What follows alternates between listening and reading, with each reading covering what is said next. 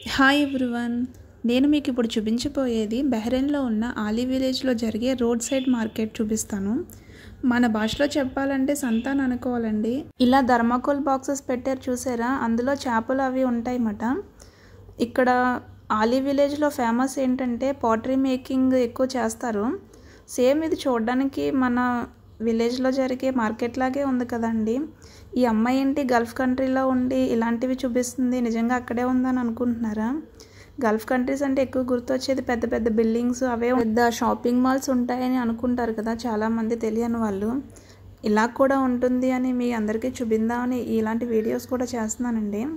చూడండి, సేమ్ మన ఇండియాలో జరిగే మార్కెట్ లాగే ఉంది కదా, నాకైతే అలాగే అనిపించిందండి దీన్ని చూస్తే. నేను నెక్స్ట్ వీక్ సెంట్రల్ మార్కెట్కి వెళ్తానండి, బహ్రెయిన్లో ఉన్న సెంట్రల్ మార్కెట్కి. అదైతే ఇలా కార్లోంచి లోపలికి వెళ్ళి అదంతా తీస్తాను. సో ఈ వీడియో మీకు ఎవరికైనా నచ్చితే లైక్ చేయండి. ఇలాంటి వీడియోస్ మీలో ఎవరైనా చూడాలని అనుకుంటే కామెంట్ చేయండి. Thanks for watching. Bye bye.